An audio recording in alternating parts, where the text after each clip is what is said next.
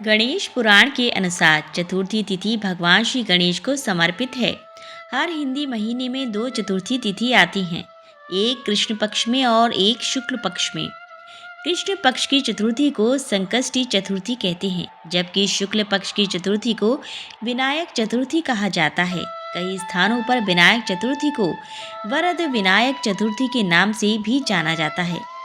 कार्तिक माह के शुक्ल पक्ष की चतुर्थी 16 नवंबर को दोपहर 12:34 से शुरू होगी और अगले दिन यानी 17 नवंबर को सुबह 11:03 पर समाप्त होगी। इस दिन सूर्यदेव अपनी राशि बदलने वाले हैं। सूर्यदेव 17 नवंबर को तुला राशि से निकलकर वृश्चिक राशि में प्रवेश करेंगे, अतः 17 नवंबर को वृश्चिक संक्रांति है। सनातन धर्म में कार्तिक महीने का विशेष महत्व है। इस महीने में कई प्रमुख व्रत त्योहार मनाए जाते हैं। इस माह में शुक्ल पक्ष की चतुर्थी तिथि को विनायक चतुर्थी मनाई जाती है। अनुसार इस वर्ष 16 नवंबर को विनायक चतुर्थी है। साधक व्रत रख भगवान गणेश की विधि विधान से पूजा करते हैं।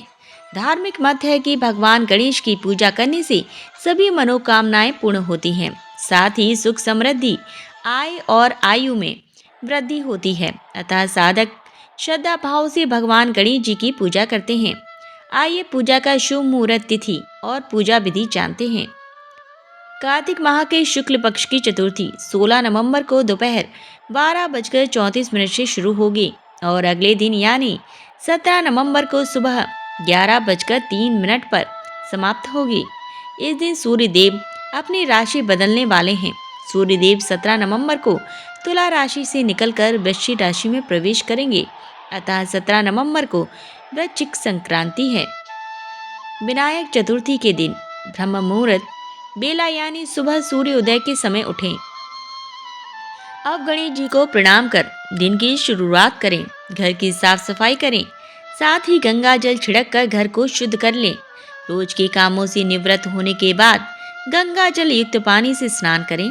शास्त्रों में निहित है कि पूजा से पूर्व आचमन अनिवार्य है, अतः आचमन कर व्रत संकल्प लें। इसके पश्चात पीले वस्त्र धारण कर विधि विधान से भगवान गणेश जी की पूजा करें। इस समय पंचोपचार करें और भगवान गणेश को फल फूल धूप दीप आदि अर्पित करें। पूजा के समय गणेश चालीसा का पाठ और मंत्र जाप करें। अंत में आरती अर्चना कर सुख समृद्धि और धन वृद्धि की कामना करें। दिन भर उपवास रखें, शाम में आरती कर फलाहार करें। अगले दिन पूजा पाठ संपन्न कर व्रत खोलें। विनायक चतुर्थी व्रत की पौराणिक कथा के अनुसार एक बार भगवान शिव और माता पार्वती नर्मदा नदी के किनारे बैठे थे। माता पार्वती ने शिव जी से चौपड़ खेलने के लिए कहा। इस खेल में हार जीत का फैसला करने के लिए भगवान शिव ने कुछ तिनके एकत्रित कर उसका एक पुतला बनाकर उसकी प्राण प्रतिष्ठा कर दी। भगवान शिव ने उस पुतले से कहा कि बेटा, हम चौपड़ खेलना चाहते हैं, इसीलिए तुम बताना कि हम दोनों में से कौन हारा और कौन जीता। उसके बाद भगवान शिव और माता पार्वती के बीच खेल का प्रारंभ हो गया। यह खेल 3 बार खेला गया और तीनों ही बार माता पार्वती जीत गई। खेल समाप्त होने पर उस बालक से हार जीत का फैसला करने के लिए कहा, तो उस बालक ने पार्वती माता की जगह महादेव को विजयी बताया। यह सुनकर माता पार्वती क्रोधित हो गईं और उन्होंने बालक को लंगड़ा होने का और कीचड़ में पड़े रहने का श्राप दे दिया। बालक ने माता पार्वती से माफी मांगते हुए कहा कि माता, मुझसे अज्ञानवश ऐसा हुआ है। बालक द्वारा क्षमा मांगने पर माता पार्वती का दिल पिघल गया। उन्होंने कहा, यहाँ गणेश पूजन के लिए नाग कन्याएं आएंगी, उनके कहे अनुसार गणेश व्रत करो, ऐसा करने से तुम्हारे कष्ट दूर होंगे। यह कहकर माता पार्वती चली गईं। 1 वर्ष बाद उस स्थान पर नाग कन्याएं आईं। नाग कन्याओं से भगवान गणेश के व्रत की विधि जानने के बाद बालक ने 21 दिन लगातार गणेश जी का व्रत किया, जिसके परिणाम स्वरूप गणेश जी प्रसन्न हुए। उन्होंने बालक को मनोवांछित फल मांगने के लिए कहा। बालक ने कहा, हे विनायक, मुझे इतनी शक्ति दीजिए कि मैं अपने पैरों से चलकर कैलाश पर्वत पर पहुंच सकूं। भगवान गणेश ने बालक को वरदान दे दिया। इसके बाद वह बालक कैलाश पर्वत पर पहुंचा और उसे अपनी कथा भगवान शिव को सुनाई। चौपड़ वाले दिन से माता पार्वती शिव से नाराज हो गई थी। देवी को मनाने के लिए भगवान शिव ने भी बालक को बताए अनुसार 21 दिनों तक भगवान गणेश का व्रत किया। इस व्रत के प्रभाव से माता पार्वती जी की नाराजगी दूर हो गई और वे स्वयं भगवान शिव से मिलने पहुंच गए। तब भगवान शंकर ने माता पार्वती को इस व्रत के बारे में बताया। यह सुनकर माता पार्वती के मन में अपने पुत्र कार्तिकेय से मिलने की इच्छा जागृत हुई। तब माता पार्वती ने भी 21 दिन तक श्री गणेश का व्रत किया। व्रत के 21वें दिन कार्तिकेय स्वयं माता पार्वती से मिलने चले आए। तभी से यह व्रत सभी मनोकामनाओं की पूर्ति करने वाला व्रत माना गया है। पौराणिक एवं प्रचलित श्री गणेश कथा के अनुसार एक बार देवता कई विपदाओं में घिरे थे। तब वह मदद मांगने भगवान शिव के पास आए। उस समय शिव के साथ कार्तिकेय तथा गणेश जी भी बैठे थे। देवताओं की बात सुनकर शिव जी ने कार्तिकेय व गणेश जी से पूछा कि तुम में से कौन देवताओं के कष्टों का निवारण कर सकता है। तब कार्तिकेय व गणेश जी दोनों ही स्वयं को इस कार्य के लिए सक्षम बताया। इस पर भगवान शिव ने दोनों की परीक्षा लेते हुए कहा कि तुम दोनों में से जो सबसे पहले पृथ्वी की परिक्रमा करके आएगा वही देवताओं की मदद करने जाएगा। भगवान शिव के मुख से यह वचन सुनते ही कार्तिकेय अपने वाहन मोर पर बैठकर पृथ्वी की परिक्रमा के लिए निकल गए। परंतु गणेश जी सोच में पड़ गए कि वह चूहे के ऊपर चढ़कर सारी पृथ्वी की परिक्रमा करेंगे तो इस कार्य में उन्हें बहुत समय लग जाएगा। तभी उन्हें एक उपाय सूझा। गणेश अपने स्थान से उठे और अपने माता पिता की 7 बार परिक्रमा करके बैठ गए। परिक्रमा करके लौटने पर कार्तिकेय स्वयं को विजेता बताने लगे। तब शिवजी ने श्री गणेश से पृथ्वी की परिक्रमा न करने का कारण पूछा। तब गणेश जी ने कहा, माता पार्वती के चरणों में ही समस्त लोक हैं। यह सुनकर भगवान शिव ने गणेश जी को देवताओं के संकट दूर करने की आज्ञा दी। इस प्रकार भगवान शिव ने गणेश जी को आशीर्वाद दिया कि चतुर्थी के दिन जो तुम्हारा पूजन करेगा और रात्रि में चंद्रमा को अर्घ्य देगा उसके तीनों ताप यानी देहिक ताप, देविक ताप तथा भौतिक ताप दूर होंगे। इस व्रत को करने से व्रतधारी के सभी तरह के दुख दूर होंगे और उसे जीवन के भौतिक सुखों की प्राप्ति होगी। चारों तरफ से मनुष्य की सुख समृद्धि बढ़ेगी। पुत्र पौत्र आदि धन ऐश्वर्य की कमी नहीं रहेगी। एक समय की बात है, राजा हरिश्चंद्र के राज्य में एक कुमार था। वह मिट्टी के बर्तन बनाता लेकिन वे कच्चे रह जाते थे। एक पुजारी की सलाह पर उसने इस समस्या को दूर करने के लिए एक छोटे बालक को मिट्टी के बर्तनों के साथ आवा में डाल दिया। उस दिन चतुर्थी का दिन था। उस बच्चे की माँ अपने बेटे के लिए परेशान थी। उसने गणेश जी से बेटे की कुशलता की प्रार्थना की। दूसरे दिन जब कुम्हार ने सुबह उठकर देखा तो आवा में उसके बर्तन तो पक गए थे लेकिन बच्चे का बाल बांका भी नहीं हुआ था। वह डर गया और राजा के दरबार में जाकर सारी घटना बताई। इसके बाद राजा ने उस बच्चे और उसकी माँ को बुलवाया तो माँ ने सभी तरह के विघ्न को दूर करने वाली चतुर्थी व्रत का वर्णन किया। इस घटना के बाद से महिलाएं संतान और परिवार के सौभाग्य के लिए गणेश चतुर्थी का व्रत करने लगी। एक समय की बात है कि विष्णु भगवान का विवाह लक्ष्मी जी के साथ निश्चित हो गया। विवाह की तैयारी होने लगी। सभी देवताओं को निमंत्रण भेजे गए परंतु गणेश जी को निमंत्रण नहीं दिया गया। कारण जो भी रहा हो, अब भगवान विष्णु की बारात जाने का समय आ गया। सभी देवता अपनी पत्नियों के साथ विवाह समारोह में आए। उन सब ने देखा कि गणेश कहीं दिखाई नहीं दे रहे हैं। तब वे आपस में चर्चा करने लगे कि क्या गणेश जी को नहीं न्योता है या स्वयं गणेश जी ही नहीं आए हैं। सभी को इस बात पर आश्चर्य होने लगा। तभी सबने विचार किया कि विष्णु भगवान से इसका कारण पूछा जाए। विष्णु भगवान से पूछने पर उन्होंने कहा कि हमने गणेश जी के पिता भोलेनाथ महादेव को न्योता भेजा है। यदि गणेश जी अपने पिता के साथ आना चाहते हो तो आ जाते। अलग से न्योता देने की तो कोई आवश्यकता नहीं थी। दूसरी बात यह कि उनको 1.25 मन मूंग, 1.25 मन चावल, सवा मन घी और सवा मन लड्डू का भोजन दिन भर में चाहिए। यदि गणेश जी नहीं आएंगे तो कोई बात नहीं, दूसरे के घर जाकर इतना सारा खाना पीना अच्छा भी नहीं लगता। इतनी बातें कर ही रहे थे, किसी एक ने सुझाव दिया, यदि गणेश जी भी आ जाएं तो उनको द्वारपाल बनाकर बैठा देंगे कि आप घर की याद रखना। आप तो चूहे पर बैठकर धीरे धीरे चलोगे तो बारात से बहुत पीछे रह जाओगे। यह सुझाव भी सबको पसंद आ गया तो विष्णु भगवान ने भी अपनी सहमति दे दी। होना क्या था कि इतने में गणेश जी वहां आ पहुंचे और उन्हें समझा बुझाकर घर की रखवाली करने बैठा दिया। बारात चल दी। तब नारद जी ने देखा कि गणेश जी तो दरवाजे पर ही बैठे हुए हैं, तो वे गणेश जी के पास गए और रुकने का कारण पूछा। गणेश जी कहने लगे कि विष्णु भगवान ने मेरा बहुत अपमान किया है। नारद जी ने कहा कि आप अपने मूषक सेना को आगे भेज दें तो वह रास्ता खोद देगी, जिससे उनके वाहन धरती में धंस जाएंगे। तब आपको सम्मान पूर्वक बुलाना पड़ेगा। अब तो गणेश जी ने अपनी मूषक सेना जल्दी से आगे भेज दी और सेना से जमीन पोली कर दी। जब बारात वहां से निकली तो रथों के पहिए धरती में धंस गए। लाख कोशिश करें परंतु पहिए नहीं निकले। सभी ने अपने अपने उपाय किए परंतु पहिए तो नहीं निकले, बल्कि जगह जगह से टूट गए। किसी की समझ में नहीं आ रहा था कि अब क्या किया जाए। तब तो नारद जी ने कहा, आप लोगों ने गणेश जी का अपमान करके अच्छा नहीं किया। यदि उन्हें मना कर लाया जाए तो आपका कार्य सिद्ध हो सकता है और यह संकट टल सकता है। शंकर भगवान ने अपने दूत नंदी को भेजा और वे गणेश जी को लेकर आए। गणेश जी का आदर सम्मान के साथ पूजन किया गया। तब कहीं रथ के पहिए निकले। अब रथ के पहिए निकल तो गए परंतु वे टूट फूट गए तो उन्हें सुधारे कौन।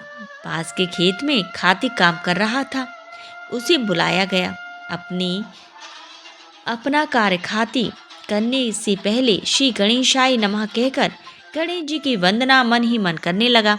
देखते ही देखते खाती ने सभी पहियों को ठीक कर दिया। तब खाती कहने लगा कि देवताओं, आपने सर्वप्रथम गणेश जी को नहीं मनाया होगा और ना ही उनकी पूजन की होगी, इसीलिए तो आपके साथ यह संकट आया है।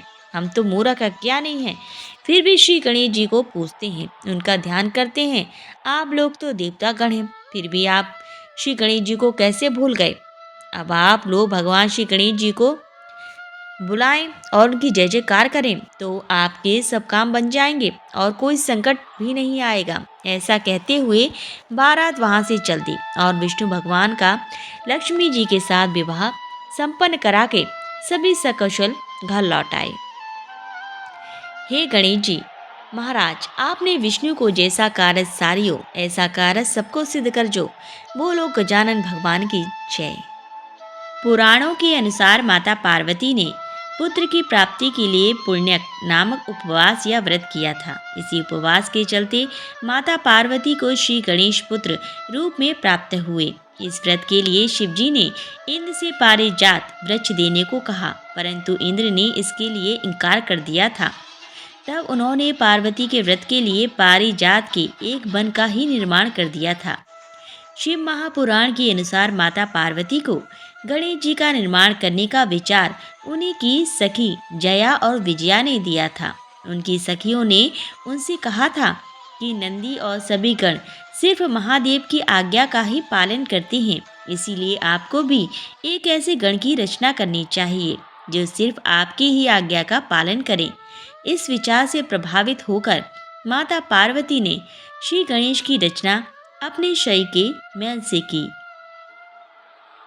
एक कथा के अनुसार शनि की दृष्टि पड़ने से शिशु गणेश का सिर जलकर भस्म हो गया था। इस पर दुखी पार्वती जी ने ब्रह्मा जी से कहा, जिसका सिर सर्वप्रथम मिले उसे गणेश के सिर पर लगा दो। पहला सिर हाथी के बच्चे का ही मिला। इस प्रकार गणेश गजानन बन गए। दूसरी कथा के अनुसार गणेश जी को द्वार पर बिठाकर पार्वती जी स्नान करने लगी। इतने में शिव आए और पार्वती के भवन में प्रवेश करने लगे। गणेश जी ने जब उन्हें रोका तो क्रुद्ध शिव ने उनका सिर काट दिया। इन गणेश जी की उत्पत्ति पार्वती जी ने चंदन के मिश्रण से की थी। जब पार्वती जी ने देखा कि उनके बेटे का सिर काट दिया गया तो वे क्रोधित हो उठी। उनके क्रोध को शांत करने के लिए भगवान शिव ने एक हाथी के बच्चे का सिर गणेश जी के सिर पर लगा दिया और वह जी उठा। एक बार शिव जी की तरह ही गणेश जी ने कैलाश पर्वत पर जाने से परशुराम जी को रोक दिया था।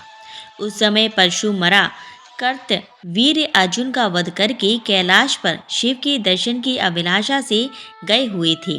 वे शिव के परम भक्त थे। गणेश जी के रोकने पर परशुराम जी गणेश जी से युद्ध करने लगे। गणेश जी ने उन्हें धूल चटा दी। तब मजबूर होकर उन्होंने शिव का दिए फरसे का उन पर प्रयोग किया, जिसके चलते गणेश जी का बायां दांत टूट गया। तभी से वह एक दंत कहलाने लगे। पूर्व काल में पार्वती देवी को देवताओं ने अमृत से तैयार किया हुआ एक मोदक दिया। मोदक देखकर दोनों बालक माता से मांगने लगे। तब माता ने मोदक के महत्व का वर्णन कर कहा कि तुम में से जो धर्म आचरण के द्वारा श्रेष्ठता प्राप्त करके सर्वप्रथम सभी तीर्थों का भ्रमण कराएगा, उसी को मैं यह मोदक दूंगी। माता की ऐसी बात सुनकर कार्तिकेय ने मयूर पर आरूढ़ होकर मुहूर्त भर में ही सब तीर्थों का स्नान कर लिया। इधर गणेश जी का वाहन मूषक होने के कारण वे तीर्थ भ्रमण में असमर्थ थे। तब गणेश जी श्रद्धा पूर्वक माता पार्वती की परिक्रमा करके पिताजी के सम्मुख खड़े हो गए। यह देख माता पार्वती जी ने कहा कि समस्त तीर्थों में किए हुआ स्नान, संपूर्ण देवताओं को किया हुआ नमस्कार, सब यज्ञों का अनुष्ठान तथा सब प्रकार के व्रत, मंत्र, योग और संयम का पालन, यह सभी साधन माता पिता के पूजन के 16वें अंश के बराबर भी नहीं हो सकते। इसलिए यह गणेश सैकड़ों पुत्रों और सैकड़ों गणों से भी बढ़कर है। अतः यह मोदक मैं गणेश को ही अर्पण करती हूँ। माता पिता की भक्ति के कारण ही इसकी प्रत्येक यज्ञ में सबसे पहले पूजा होगी। एक गांव में माँ बेटी रहती थी। एक दिन वह अपनी माँ से कहने लगी कि गांव के सब लोग गणेश मेला देखने जा रहे हैं, मैं भी मेला देखने जाऊंगी। माँ ने कहा कि वहाँ बहुत भीड़ होगी, कहीं गिर जाओगी तो चोट लगेगी। लड़की ने माँ की बात नहीं सुनी और मेला देखने चल पड़ी। माँ ने जाने से पहले बेटी को 2 लड्डू दिए और एक घंटी में पानी दिया। माँ ने कहा कि एक लड्डू तो गणेश जी को खिला देना और थोड़ा पानी पिला देना, दूसरा लड्डू तुम खा लेना और बचा पानी भी पी लेना। लड़की मेले में चली गई। मेला खत्म होने पर सभी गांव वाले वापस आ गए, लेकिन लड़की वापस नहीं आई। लड़की मेले में गणेश जी के पास बैठ गई और कहने लगी कि एक लड्डू और पानी गणेश जी तुम्हारे लिए और एक लड्डू और बाकी बचा पानी मेरे लिए। इस तरह कहते कहते सारी रात बीत गई। गणेश जी यह देखकर सोचने लगे कि अगर मैंने यह लड्डू और पानी नहीं पिया तो यह अपने घर नहीं जाएगी। यह सोचकर गणेश जी एक लड़के के वेश में आए और उसे एक लड्डू लेकर खा लिया और साथ ही थोड़ा पानी भी पी लिया। फिर वह कहने लगी कि मांगो, तुम क्या मांगती हो। लड़की मन में सोचने लगी, क्या मांगूं, अन्न मांगूं या धन मांगूं, या अपने लिए अच्छा वर मांगूं, या खेत मांगूं या महल मांगूं। वह मन में सोच रही थी तो गणेश जी उसके मन की बात को जान गई। वह लड़की से बोले कि तुम अपने घर जाओ और तुमने जो भी मन में सोचा है वह सब तुम्हें मिलेगा। लड़की घर पहुंची तो माँ ने पूछा कि इतनी देर कैसे हो गई। बेटी ने कहा कि आपने जैसा कहा था मैंने वैसा ही किया और देखते ही देखते जो भी लड़की ने सोचा था वह सब कुछ हो गया। एक बुढ़िया माई थी, मिट्टी के गणेश जी की पूजा किया करती थी। रोज बनाए रोज गल जाए। एक सेठ का मकान बन रहा था। वह बोली, पत्थर का गणेश बना दूं। मिस्त्री बोले, जितने हम तेरा पत्थर का गणेश गढ़ेंगे उतने में अपनी दीवार ना चिन देंगे। बुढ़िया बोली, राम करे तुम्हारी दीवार टेढ़ी हो जाए। अब उनकी दीवार टेढ़ी हो गई। वो चिने और ढा देवे, चिने और ढा देवे। इस तरह करते करते शाम हो गई। शाम को सेठ आया। उसने कहा, आज कुछ भी नहीं किया। वो कहने लगे, एक बुढ़िया आई थी, वो कह रही थी मेरा पत्थर का गणेश गढ़ दो। हमने नहीं गढ़ा तो उसने कहा तुम्हारी दीवार टेढ़ी हो जाए। तब से दीवार सीधी नहीं बन रही है, बनाते हैं और ढा देते हैं। सेठ ने बुढ़िया बुलवाई। सेठ ने कहा, हम तेरा सोने का गणेश गढ़ देंगे, हमारी दीवार सीधी कर दो। सेठ ने बुढ़िया को सोने का गणेश कर दिया। सेठ की दीवार सीधी हो गई। जैसी सेठ की दीवार सीधी की, वैसी सबकी करना